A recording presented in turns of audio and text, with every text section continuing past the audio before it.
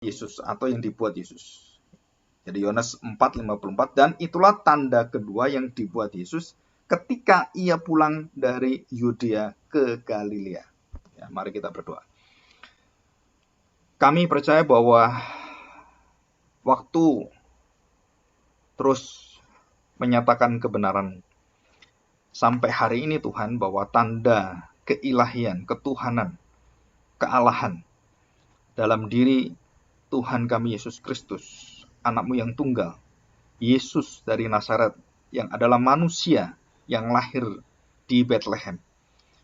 Dan kami percaya bahwa kami sudah mendengarkan, kami sudah mengimani, kami sudah percaya bahwa dengan iman yang berasal daripada kekuatan Roh Tuhan, yang sudah dilahirbarukan di dalam satu anugerah yang begitu besar dan diberikan kepada kami dengan cuma-cuma, maka kami bisa mengerti, kami bisa menanggapi, kami bisa mengolah dalam pikiran dan hati kami, sehingga cerita tentang 7 tanda yang diperbuat oleh anak-Mu yang tunggal Tuhan kami Yesus adalah 7 tanda sempurna menyatakan keilahian, bahwa Dia adalah Tuhan Allah sendiri.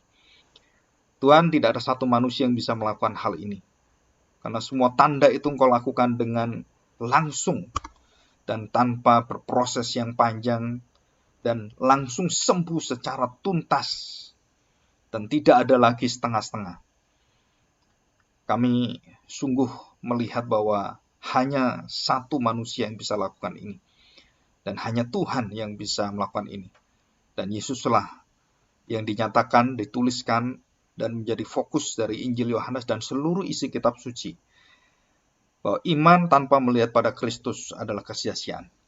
Walaupun kami bisa menerima mujizat, kami bisa mengerti iman, tapi kalau kami tidak menaati apa yang dikatakan oleh Tuhan Yesus, apa yang menjadi jalan hidup yang sungguh-sungguh menjadi jalan kami, maka seluruh apa yang kami miliki, iman kami yang sempurna pun, tanpa kasih kepada Tuhan itu sia-sia semua.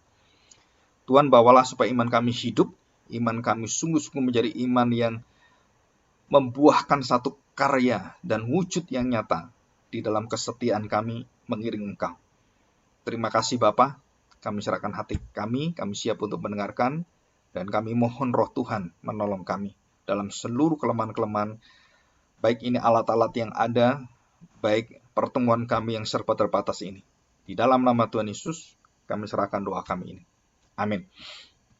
Ya, saya akan memberitahukan seperti biasanya, nanti kalau ada sesuatu yang kurang jelas, bisa ditanyakan setelah ibadah ya. Nanti ada ruang pertanyaan atau sharing tanya jawab itu.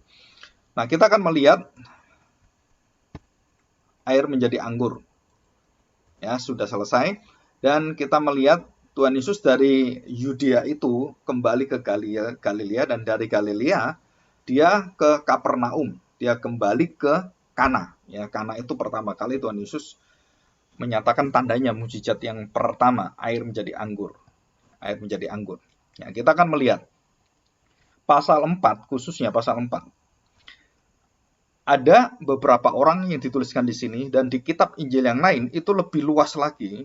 Ada bukan cuman satu arah percakapan Tuhan Yesus dengan pegawai istana ini, tetapi juga ada diminta juga tua-tua orang-orang Israel itu Yahudi, itu diminta datang pada Tuhan oleh pegawai istana ini. Ya, pegawai ini adalah seorang kepala juga, dan membawai beberapa prajurit-prajurit yang ada. Jadi dia termasuk perwira sebenarnya, ya, termasuk ketua atau ketua apa gitu ya, pegawai istana, dan kedudukannya lumayan tinggi karena dia bisa memerintah tua-tua. Nah, artinya kalau dia bisa memerintah tua-tua, dalam Lukas itu dituliskan pasal 7, pegawai ini bisa meminta tua-tua karena dia dekat dengan Sanhedrin, dia dekat dengan Bait Allah, dengan sinagog, dan dia dikatakan dia sering membantu dan orangnya sangat baik sekali.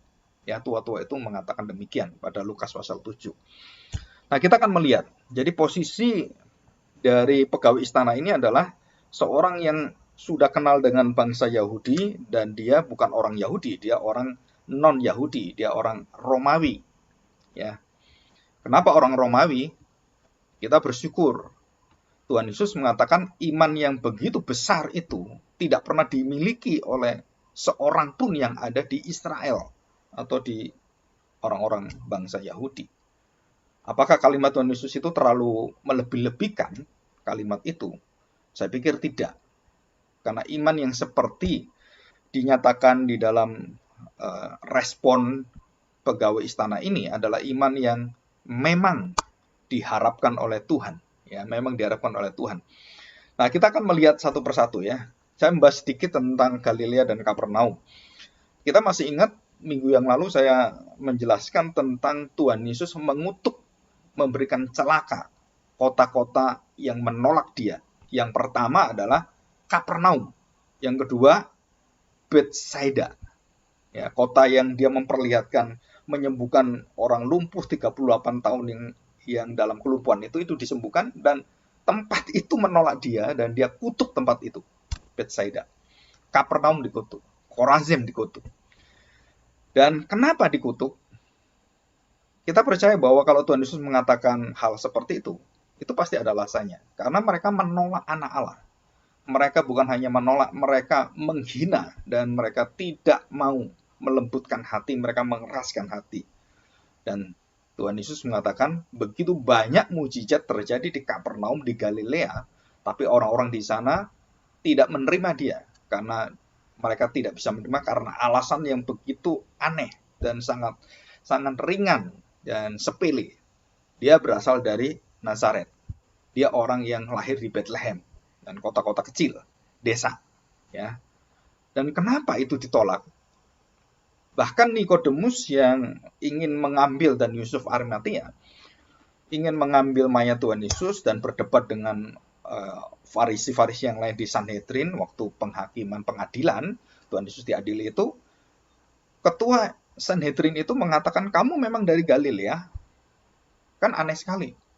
Kamu ini orang Farisi, kamu bukan dari Galilea. Dan dia tuh dari Galilea, ngapain kamu bela-belain dia? Jadi Tuhan Yesus itu posisinya kita lihat bahwa dia sangat disepelekan, sangat dihina sekali. Ya. Nah, orang-orang yang menghina posisi Tuhan, orang-orang yang menyepelekan dan membuang muka kepada Tuhan, yang tidak menerima beritanya, itu orang-orang yang masuk ke dalam kriteria orang-orang dicelakai Tuhan. Orang-orang yang akan dikutuk Tuhan, yang dibinasakan Tuhan. Termasuk orang Farisi. Ya. Tuhan Yesus mengatakan, celakalah engkau, celakalah engkau, celakalah engkau. Di kitab Matius, Injil Matius dijelaskan pada Matius pasal 23. Ya. Dan ini jelas sekali. Jadi banyak sekali tanda-tanda yang diberikan, mujizat-mujizat yang luar biasa, puluhan bahkan ratusan mujizat Tuhan Yesus yang tidak pernah berhenti selama dia hidup, selama dia melayani 3,5 tahun itu. Tiap hari kita tidak tahu seberapa banyak dia mengadakan kuasa mujizat, tanda-tanda, dan juga pengajaran-pengajaran yang membuat orang takjub. Ya. Oke, kita lihat pada ayat yang ke-47. 47 ya. Ketika ia mendengar bahwa Yesus telah datang dari Yudea ke Galilea, pergilah ia kepadanya lalu meminta. Nah, posisinya adalah meminta, memohon. Jadi dia orang yang tidak punya kuasa. Dia yang meminta. Boleh katakan arti meminta ini sama dengan mengemis. Mengemis, meminta dengan sangat. Supaya ia datang dan menyembuhkan anaknya. Sebab anaknya itu hampir mati. Jadi ada prosesnya. Dari sakit terus kemudian parah, tambah parah, tambah parah. Dengar Tuhan Yesus, anaknya mau mati ini. Ya. 48. Dan sepertinya percakapan ini adalah langsung. Kalau di kitab Injil Lukas dan juga di kitab Injil Matius itu kelihatannya tidak langsung. Karena mengutus orang ya. Terus pegawainya, temannya, hamba-hambanya dia utus gitu. Kalau di sini kita lihat sepertinya ini langsung, kalimat langsung ya. Walaupun dituliskan dalam kalimat yang tidak langsung karena Injil Matius menuliskan semua cerita tidak langsung. Nah, ini ada perkataan Tuhan Yesus ya yang menarik. 48. Maka kata Yesus kepadanya, jika kamu tidak melihat tanda dan mujizat, kamu tidak percaya. Jadi artinya apa? Jadi kan orang sudah melihat, orang sudah betul-betul ada saksinya dan terjadi air menjadi anggur, dan itu akhirnya gempar. Siapa ini? Dan gempar akhirnya ya. Dan semua orang akhirnya tahu, semua orang ingin tahu siapa Yesus itu, dan mereka mencari tahu di mana Yesus itu.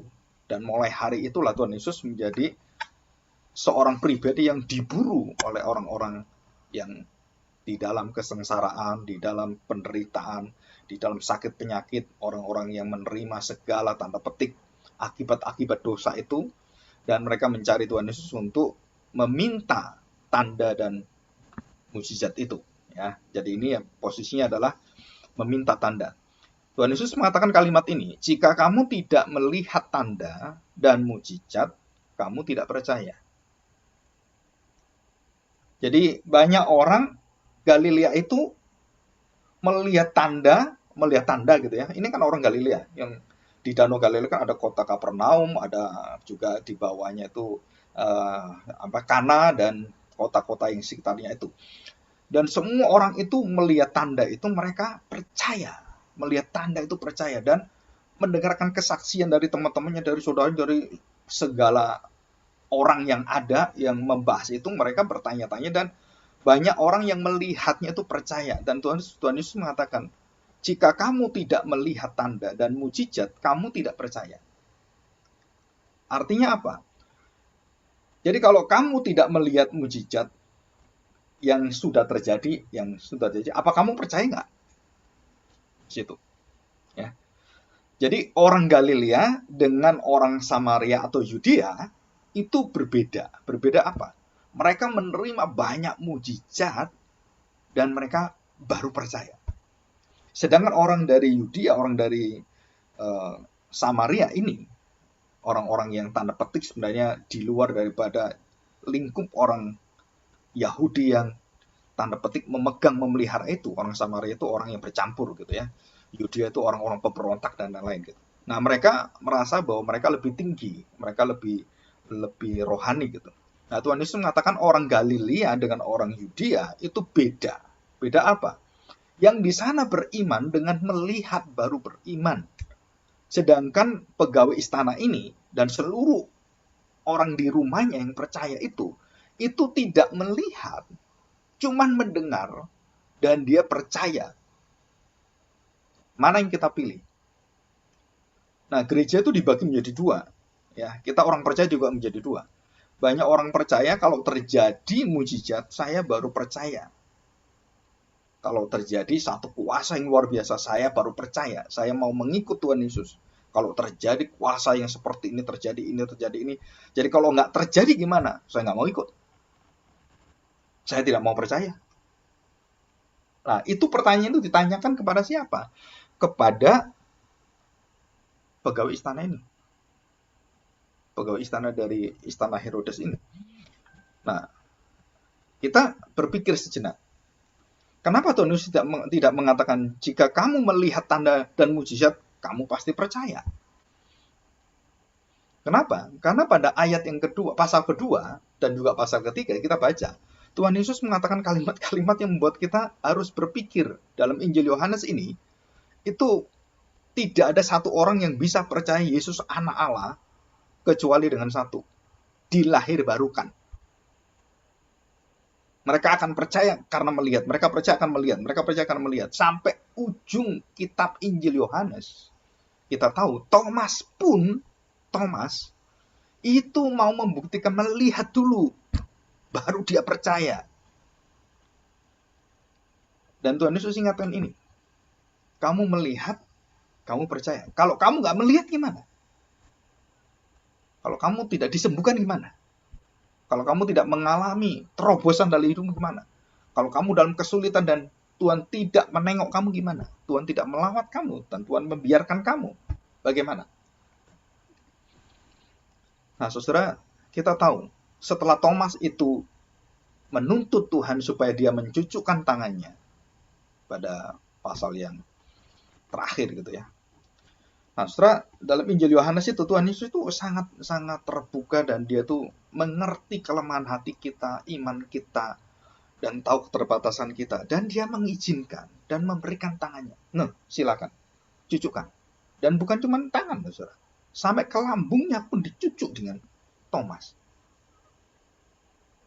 Ada satu lukisan yang sangat indah. Tuhan Yesus memberikan perutnya yang masih ada tanda itu ya, tombak itu, dan tangan Thomas itu dengan sangat ingin tahunya dalam kebodohannya, di dalam ketidakmengertiannya, di dalam keraguannya, dia ingin membuktikan itu. Dan begitu jelas sekali wajahnya itu, waktu dia mau masukkan itu, adalah wajah yang bukan percaya. Wajah yang bimbang. Dan bagaimana wajahnya itu jelas sekali bukan wajah orang percaya. Dan kemudian dicucukkan. Begitu dia mencucukkan ke lambung Tuhan itu, Thomas langsung kena sengat satu kekuatan yang luar biasa. Dan dia mengatakan satu kalimat, ya Tuhan Allah. Apakah Tuhan kemudian mengatakan, berimanlah seperti Thomas, kamu akan diberkati Tuhan? Enggak. Tuhan mengatakan kalimat yang berbeda sekali. Berbahagialah orang yang tidak melihat, namun percaya. Jadi begini, Thomas ini dan pengalaman orang-orang Galilea dan semua orang-orang yang di dalam Injil Yohanes itu diperlihatkan jelas oleh Rasul Yohanes, dan termasuk dia sendiri, kegagalan dia mengikut Tuhan adalah dia ingin ada bukti. Imannya selalu minta bukti. Dan itu adalah Injil Yohanes. Jadi bukan karena tidak ada bukti, bukan tidak ada tanda, bukan tidak ada mujizat. Karena terlalu banyaknya bukti, tanda, dan mujizat, kita gagal beriman. Dan ini yang terjadi di seluruh kekristenan sekarang. Begitu sulitnya kita memberitakan orang. Selalu kalau saya percaya pada Tuhan, saya dapat apa? Kalau saya percaya pada Tuhan Yesus, saya dapat apa? Kenapa hidup saya kok tambah susah? Beriman pada Tuhan Yesus, saya diusir dari keluarga. Beriman kepada Tuhan Yesus, saya dipecat dari tempat saya. Saya tidak mendapatkan posisi dan banyak yang lain. Bahkan ada yang dibunuh karena mengikut Tuhan oleh keluarganya sendiri. Masihkah kita percaya? Ini yang menjadi satu iman yang akan membuktikan dalam dirinya, kamu iman yang hidup atau kamu iman mati. Kamu iman yang setengah-setengah atau sepenuh hati. Kamu punya iman yang sungguh-sungguh lurus atau bengkok-bengkok. Kamu punya iman yang memandang pada Kristus atau memandang pada dunia. Nah, di sini kita penting sekali. Saya percaya kepada Kristus atau saya percaya pada perbuatan-perbuatan Kristus yang saya tuntut dan terjadi, atau saya percaya pada Kristusnya. Nah, di sini kita belajar. Satu kekuatan iman yang ditulis oleh penulis-penulis dan para teolog Reform dan juga Puritan. Iman itu selalu ada wujud kepada satu pribadi. Bukan kepada perbuatan, bukan kepada hal-hal yang peristiwa-peristiwa. Iman tidak pernah itu menyenderkan seluruh kepercayaannya, keyakinannya kepada peristiwa-peristiwa yang ada. Kenapa? Walaupun itu dari Tuhan, tapi iman kita bukan berdasarkan itu. Saya beri contoh. Jadi kalau suatu hari saya memberikan uang kepada anak saya, uang jajan, kan? Dan kemudian saya berikan uang itu lebih banyak. Oke, karena saya perhitungan, dia nanti ada ekstrakurikuler gitu kan, sampai jam 3 sore atau sampai lebih gitu. Jadi dia butuh makan nggak sekali, bisa 2 kali. Nah, saya berikan makan itu lebih, gitu kan, lebih. Ya, dia bersyukur, ya, dia akan itu. Dan pada suatu hari, karena saya melihat, wah ini dia sudah punya tabungan, dia sudah punya menyisihkan uang, maka dia kelebihan-kelebihan itu sudah ditabung, dan saya katakan, kamu hari ini tidak saya beri uang. Kenapa nggak saya beri uang? Karena saya tahu dia memiliki uang, masih ada uang. Nah, saya tanya, perasaan seorang anak waktu orang tua tidak memberikan, walaupun dia punya, bersyukurkah anak itu? Jawabannya apa? Tidak. Dia merasakan, Kenapa ya kok saya nggak dikasih? Padahal orang tua berpikir, loh kamu kan ada uang, masih ada uang. Saya nggak kasih kamu karena uang sisa yang saya beri itu banyak sekali. Dan itu bisa bisa sampai 2-3 hari kamu bisa atur itu. Tapi dia tidak merasa dia mendapatkan kelimpahan berkat itu. Tapi dia menuntut dia, kamu nggak kasih saya. Padahal ini sudah ada. Dan banyak orang Kristen yang berpikir demikian. Beriman itu bukan melihat apa yang sudah Tuhan serahkan kepada dia, begitu banyak berkatnya. Tapi dia menuntut terus. Kalau saya ditanya, Pak, minta berkat boleh nggak? Boleh. Siapa ngomong nggak boleh? Boleh, boleh. Saya tanya, kamu sudah diberkati belum? Sudah. Lah kenapa minta berkat? Berkat apa? Minta berkat apa kamu? Minta berkat istri lagi gitu? Minta berkat rumah lagi gitu? Nah, untuk apa gitu? Nah, kenapa Tuhan tidak memberikan hal-hal seperti itu dan Tuhan tahan itu? Karena Tuhan tahu bahwa kita ini memiliki yang ada banyak di sekeliling kita yang kita tidak melihat dan kita tidak beriman kepada hal-hal yang sudah Tuhan tanam. Ya, kita kembali pada teks sekarang. Ya, jika kamu tidak melihat tanda dan mujizat, kamu tidak percaya. Jadi iman yang berdasarkan seeing adalah iman yang tidak hidup. Iman yang berdasarkan melihat, kalau saya melihat, saya percaya. Iman yang didasarkan pada pembuktian, saya baru percaya. Maka iman itu adalah iman yang akan menyangkali kepercayaanmu. Kenapa? Karena kalau tidak kamu lihat, kamu nggak percaya. Kalau tidak terjadi, kamu tidak percaya. Jadi imanmu berdasarkan apa? Bukan berdasarkan kepada Kristusnya, tapi berdasarkan apa? Apa yang saya terima, apa yang saya lihat. Padahal iman sejati bukan berdasarkan perbuatan kejadian-kejadian, tapi berdasarkan akan iman kepada firman Kristus, perkataan, ucapan Kristus. Kita belajar Sadrak, Mesak, dan Abednego. Apa yang dikatakan? Kalau kamu tidak menyembah aku adalah Allah, aku adalah kaisar, aku adalah orang yang tertinggi, dan aku Nebukadnezar. Kan?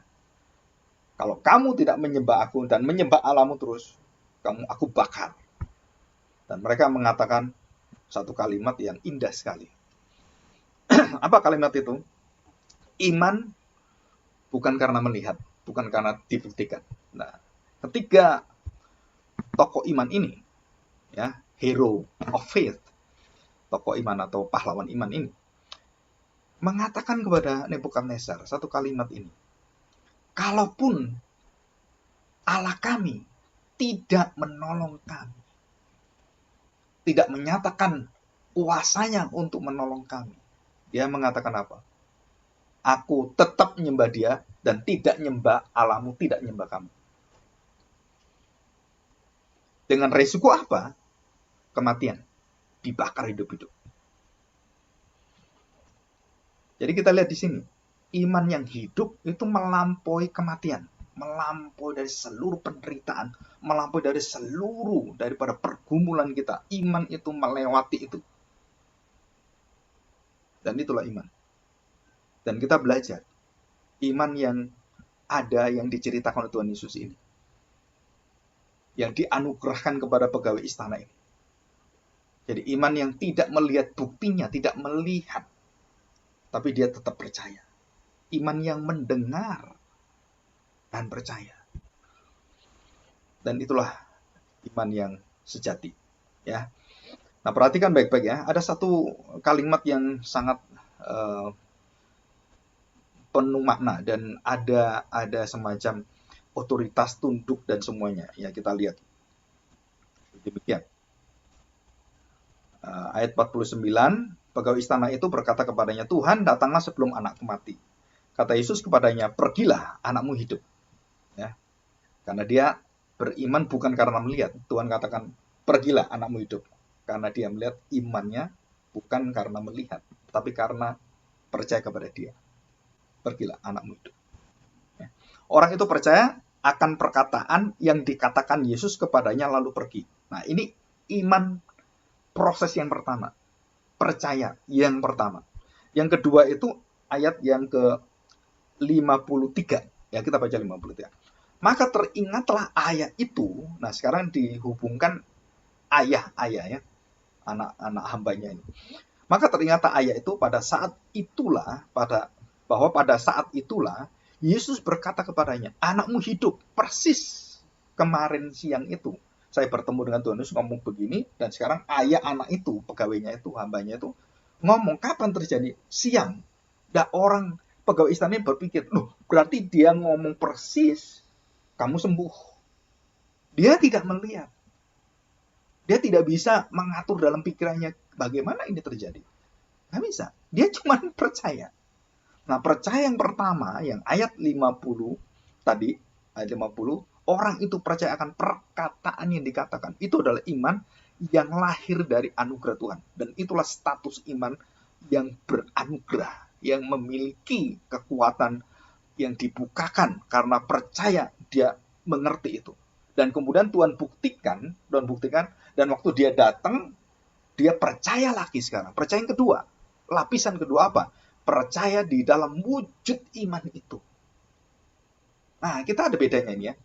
Pertama, iman yang percaya kepada Kristus dan perkataannya, dan kedua, percaya kepada kesetiaan dan ketaatan waktu dia berjalan, terbuktilah akhirnya terjadi. Nah, Tuhan katakan, karena kamu tidak melihat, maka kamu memiliki iman yang hidup ini. Dan iman yang hidup itu terwujud di dalam seluruh tindakan dalam ketaatan. Dan Tuhan berikan kesetiaan Tuhan kepada kamu yang setia, dan kemudian terlihat apa? Anak itu hidup. Anak itu sembuh. Apa bedanya iman ini? Nah, saudara jangan dibalik. Jangan dibalik kenapa? Saya nggak peduli perkataan Tuhan. Yang penting anak saya hidup.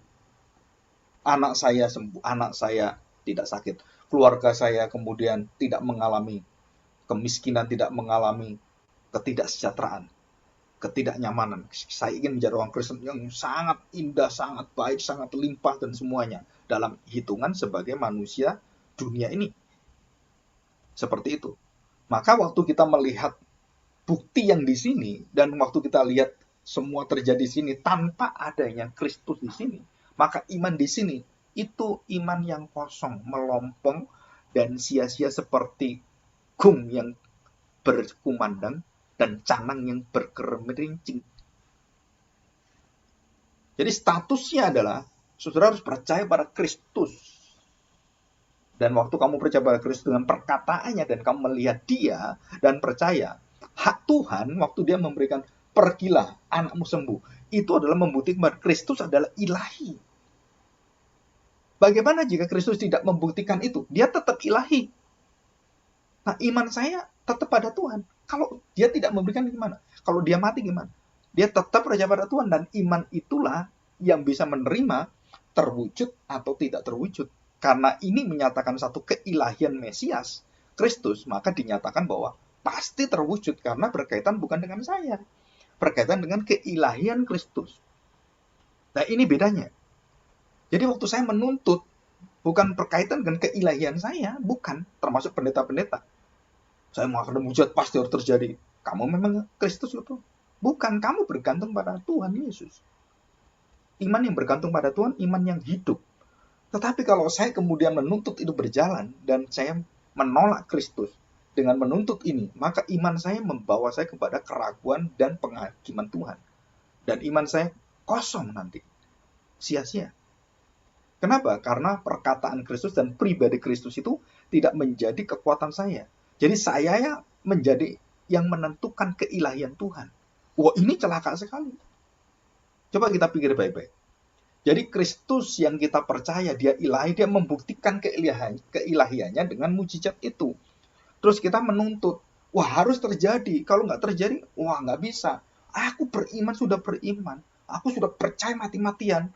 Dan aku sudah ya bukan hanya percaya, 2000 percaya, ribuan percaya saya. Nah, siapa sekarang yang ilahi? Saya atau Tuhan? Saya tanya sekarang.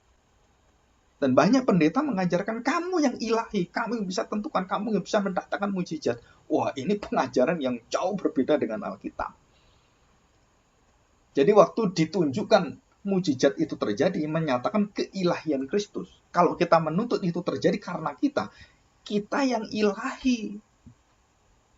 Dan itu tidak diminta oleh Tuhan.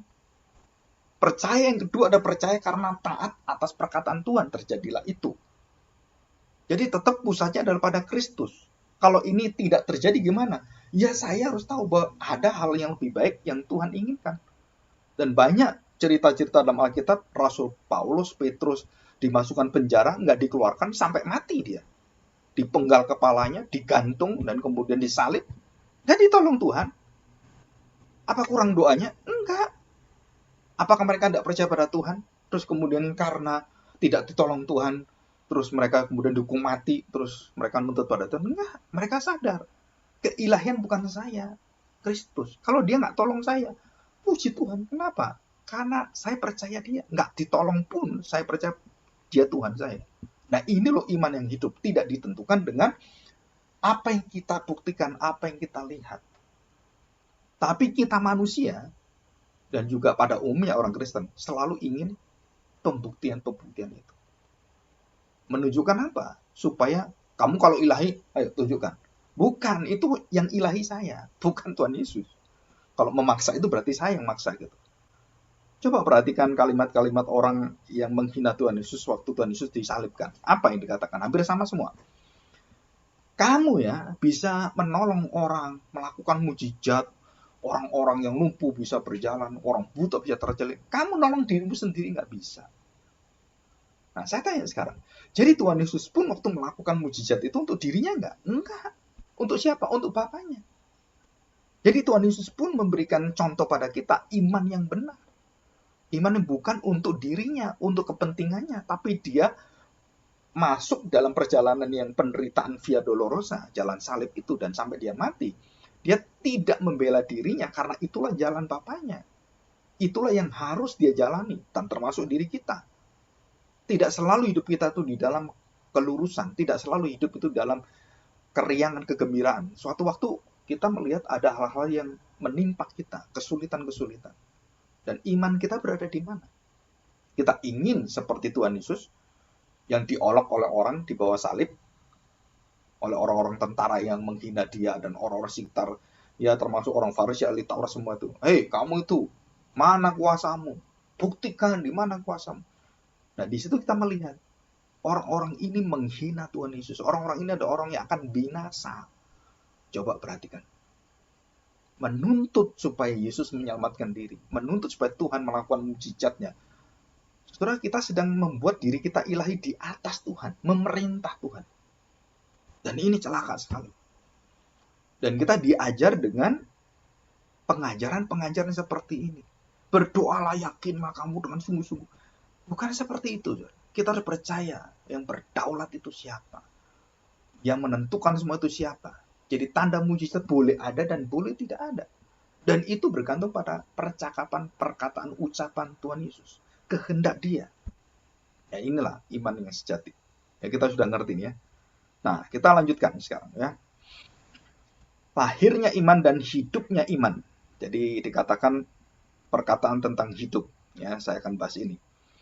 Jadi, apa sih yang dinamakan iman yang menghasilkan satu buah yang terwujud dan konkret adalah, saudara, kita bergantung pada perkataan Tuhan, bergantung pada firman Tuhan. Dan hidup kita ini akan menghasilkan ketaatan-ketaatan yang berlimpah-limpah buahnya. Bukan buah yang berasal dari dunia ini. Artinya kekayaan, bukan itu, saudara. Buahnya itu apa? Saudara, hati kita tuh penuh dengan ucapan syukur, penuh dengan satu pengampunan, penuh dengan kesabaran, dan itu buahnya tuh berlimpah-limpah. Bukan buah emas, perak, terus kemudian rumah, sepeda motor, kekayaan, harta dunia, benda ini. Bukan, saudara, bukan. Tidak ada urusan sama sekali. Dan kekayaan rohani surgawi adalah kekayaan hati kita. Bukan kekayaan yang kita lihat yang fana sekali, ya, sangat sementara dan layu dan lenyap dalam sekejap. Ya. Oke, jadi kita sudah mengerti ini, iman yang lahir karena percaya yang pertama, dan lahirlah iman yang bergantung pada perkataan Tuhan, dan kedua, iman yang dibuktikan. Kenapa? Karena kamu percaya Tuhan itu ilahi, Tuhan bisa membuktikan dalam hidupmu perkara-perkara yang ajaib. Ya, itu iman yang berdasarkan pada percakapan Tuhan. Nah, kalau nggak terjadi perkara ajaib gimana? Dan itu hak Tuhan, karena Tuhan ingin mendidik kita, mengajar kita, menguji kita, supaya kita tekun, supaya kita sabar. Dan itu ada dalam suratan Korintus dan juga Roma pasal 5, yang kita bisa belajar itu. Nah, kita akan melihat bahwa banyak sisi dalam Alkitab. Kita tidak bisa membaca Alkitab itu sisi cuma satu ayat ini selesai, kita tidak mau tahu ayat yang lain. Enggak, kita harus seimbang semua. Makanya kita beriman itu jelas dikatakan bahwa iman itu seperti kasih yang ada buahnya. Iman itu selalu menghasilkan buahnya. Apa buahnya? Yaitu sifat-sifat ilahi itu akan lahir dan berlimpah-limpah mengalir dalam hidupmu. Dan itulah iman yang sejati. Ya.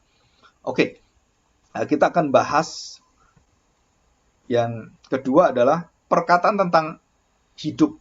Ya. Kita lihat ayat 50. Perhatikan ya, yang pertama. Kata Yesus kepadanya, pergilah, anakmu hidup. Namanya 51. Ketika ia masih di tengah jalan, hamba-hambanya itu telah datang kepadanya dengan kabar bahwa anaknya hidup. 2. Ayat 53. Nah, demikian. Maka teringatlah ayah itu bahwa pada saat itulah Yesus berkata kepadanya, anakmu hidup.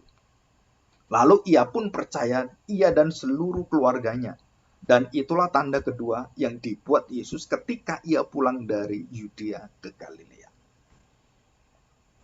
Nah, saudara, kita belajar ini. Apa artinya hidup? Artinya tidak mati.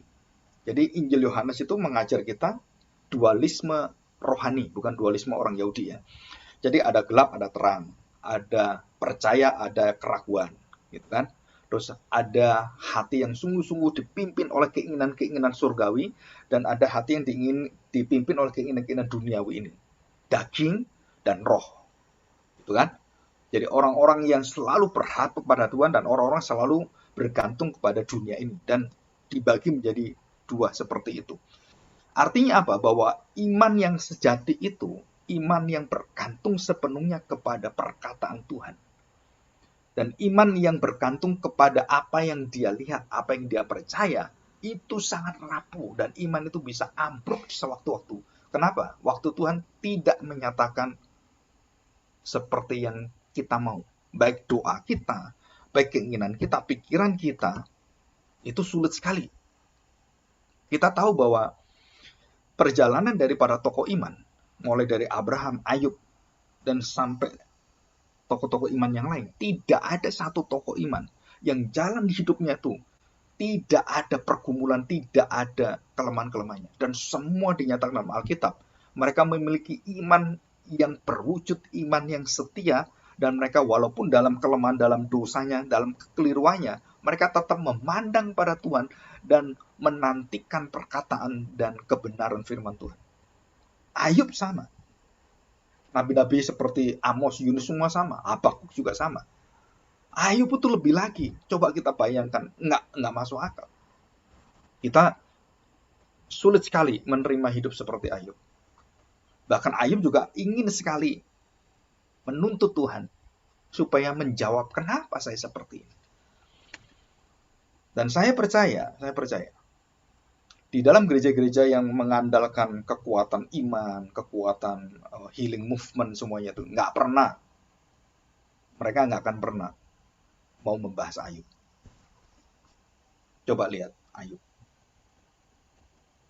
Mereka membahas Ayub paling-paling itu adalah bagaimana Ayub kekayaannya, terus kemudian dia dikembalikan oleh Tuhan. Tapi dia tidak pernah membahas rahasia penderitaan Ayub di dalam Kristus. Bagaimana dia akhirnya diubahkan Tuhan dalam pandangan hidupnya, pandangan dia tentang Allah, dan dia mencabut seluruh daripada keinginan dia yang ingin mendikte Tuhan, ingin sekali untuk menilai Tuhan, dan dia tutup mulutnya dalam abu dan debu. Dan ini satu kesaksian iman yang sangat jelas, nyata, dan imannya itu akhirnya timbul seperti emas yang murni. Itu iman Ayub. Dan Tuhan katakan dengan jelas bahwa iman pegawai istana ini memiliki iman yang tidak seperti orang-orang Israel. Dan hampir semua orang Israel, dari zamannya Musa sampai Tuhan Yesus, sama. Iman yang melihat. Sama. Saya juga sama sebenarnya. Mengalami hal seperti itu. Dalam kesulitan kita ingin Tuhan itu membereskan kesulitan kita. Tuhan ingin segera untuk menindak semuanya dan kemudian membereskan, dan akhirnya kita hidup bahagia, hidup yang lancar, hidup yang benar-benar. Enggak, Tuhan. Bahkan di luar dari pikiran kita, kesulitan-kesulitan itu membawa kita ada rahasia-rahasia Allah. Melimpahi kita dengan kekuatan yang luar biasa. Dan kita nggak pernah menghitung itu. Bagaimana orang yang kecil kemudian bisa mendukung kita. Orang-orang yang dulu menjadi musuh kita berbalik kepada kita kemudian mendukung kita. Itu nggak masuk akal semuanya. Kenapa? Karena karakter Kristus dalam diri kita. Waktu kita di dalam masa-masa kesulitan pergumulan itu orang-orang sekeliling kita itu menjadi satu tarikan yang luar biasa untuk kesaksian Allah, kesaksian Kristus. Sehingga orang-orang itu akhirnya terbuka hatinya kepada Tuhan. Karena apa? Karena kita di dalam kebenaran, di dalam kekudusan, kita tetap hidup seperti itu. Dan orang-orang di sekeliling itu akhirnya mengakui apa yang benar dalam jalan hidup kita. Dan mereka tahu apa yang lemah dalam hidup mereka. Dan mereka seringkali berkata, wah coba ya, kami tahu sebelumnya. Nggak bisa. Kenapa? Karena sudah diatur Tuhan demikian. Dan tidak ada jalan dalam hidup kita yang kita nggak bersyukur. Setiap jalan iman kita menuntun kita supaya kita penuh dengan ucapan syukur. Sebenarnya ada satu stage terakhir dari iman. Jadi pertama, iman yang dilahirkan kepada Kristus sebagai fokusnya, dan kemudian kepada kesetiaan Tuhan terwujud di dalam seluruh hidup kita. Dengan apa? Dengan taat. Dan kita melihat karya-karya Tuhan yang ajaib, kesembuhan-kesembuhan yang luar biasa, bukan fisik sekali, bukan. Tetapi kekuatan surga itu mengiring kita. Dan terakhir apa? Yang ujung terakhir apa? Dalam setiap pergumulan tokoh-tokoh iman, Abraham semua, Ayub, Musa semuanya, termasuk Yosua dan Daud, Salomo. Apa ujung terakhir dari iman adalah give thanks, faith. Iman yang selalu mengucap syukur. Iman yang tidak terkalahkan dengan segala kesulitan hidup. Walaupun sulit, tetap dia mengatakan apa? Puji Tuhan. Tuhan tidak pernah tinggalkan saya. Orang nggak masuk akal, kok bisa dia gini? Orang nggak bisa ngerti. Tapi setelah lewat berapa tahun, 5 tahun, 10 tahun, baru orang tahu, oh kamu ngalamin ini, Tuhan bukakan hal seperti ini, hal seperti ini. Wah, luar biasa sekali.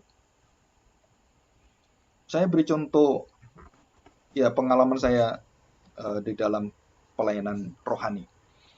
Saya nggak pernah kepikir saya bisa kembali melayani dan mengajar di satu sekolah teologi misi khususnya, yang dulu sudah bertemu saya lama sekali, ya, Dr. Ki Tambunan ini. Dan kemudian sekarang kita bisa gabung. Setelah peristiwa ini semua, baru saya tahu, oh Tuhan itu punya seperti ini. Jadi saya ditempatkan lagi di tempat di mana kerinduan Tuhan dan kerinduan saya itu menjadi satu hati. Dan akhirnya ketemu di misi. Di tempat sekolah misi yang betul-betul bermisi untuk orang-orang yang dikirim ke desa, ke pelosok, ke daerah-daerah seperti itu. Dan dipersiapkan dengan hamba-hamba Tuhan yang sudah pernah mengalami itu semua. Dan kita bersyukur, kenapa? Karena jalan Tuhan setelah hampir 17 tahun, saya nggak bertemu, akhirnya bertemu, dan disitulah ada satu belas kasihan Tuhan yang luar biasa. Dan saya bersyukur, karena iman itu selalu terwujud, dan ujung akhirnya adalah iman itu penuh dengan kemenangan. Bersyukur selalu. Apapun terjadi, bersyukur selalu. Ya, oke, dan itulah dikatakan sebagai iman yang hidup. Ya. Nah, kita bersyukur hari ini kita sudah mendengarkan penjelasan. Jadi, apakah iman itu harus melihat? Jawabannya adalah tidak harus. Tapi iman itu harus mendengar. Ya, iman sejati, iman yang hidup harus mendengar. Waktu kita mendengar, apa yang terjadi? Semua yang mati itu akan dihidupkan oleh Tuhan. Jalan kita, kemudian anak kita, kemudian apapun yang terjadi dalam seluruh kehidupan itu semua akan dibereskan dan dikerjakan oleh Tuhan. Dan ada misteri-misteri yang kita tidak tahu, kita tetap mengucap syukur kepada Tuhan. Seperti yang terjadi pada tanda kedua. Tanda apa itu? Anak itu yang sakit keras itu akhirnya bangun kembali, akhirnya sembuh. Pergilah, dikatakan, anakmu hidup. Jadi perkataan Tuhan Yesus sebenarnya anakmu hidup artinya apa? Bahwa anak itu sakit keras dan Tuhan Yesus tidak datang, dan anak itu sebenarnya mati. Anak itu mati. Jadi hidup anak itu sudah di ujung kematian. Dan Tuhan katakan, anakmu sembuh. Enggak. Tuhan nggak katakan, anakmu sembuh. Enggak. Tuhan katakan, anakmu hidup. Apa bedanya anak musuh dengan hidup? Saya tanya, bedanya apa? Kalau sembuh, itu merupakan satu perbuatan yang menyembuhkan penyakitnya. Kalau hidup adalah dia menyembuhkan seluruh hidupnya. Jadi anak itu akhirnya percaya Tuhan, dan pegawai percaya Tuhan, hamba-hambanya percaya Tuhan, seluruh rumah itu percaya Tuhan. Dan itulah ucapan syukur kemenangan. Iman itu akhirnya membawa satu kekuatan luar biasa dan membukakan benih-benih firman yang ditanam oleh Tuhan kepada orang-orang itu. Kemudian dengan kejadian itu, anakmu hidup itu, semua orang akhirnya percaya. Dan kita bersyukur hari ini. Ya, mari kita masuk dalam doa. Bapa, kami bersyukur di hadapan-Mu hari ini. Kami mohon pertolongan-Mu. Biarlah Engkau sendiri akan membawa iman kami, supaya bukan menjadi iman yang melebihi daripada takaran, tapi selalu mencari perkara-perkara yang baik, perkara-perkara yang di atas. Selalu mencari Tuhan, selalu mencari perkataan Tuhan. Dan iman inilah iman yang benar-benar berasal dari Roh Tuhan. Melalui hidup kami yang baru, Engkau memberikan iman yang terwujud di dalam seluruh kesetiaan yang mau bersama-sama dengan Tuhan. Dan kapanpun Tuhan, kami selalu dimeteraikan dengan nyawa Kristus, dengan darah Kristus. Dan kami tidak mungkin terpisah lagi dengan Tuhan selama-lamanya. Bahkan maut, kematian, sakit penyakit, dan segala dosa kami tidak akan bisa menghukum kami dalam kematian dan hukuman kekal. Karena Kristus yang sudah memeteraikan dengan kami.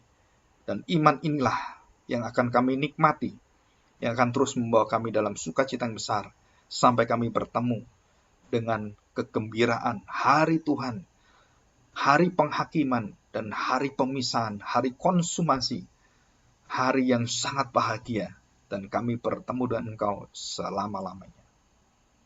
Terima kasih Bapa, terima kasih Tuhan Yesus. Terima kasih Roh Kudus. Amin.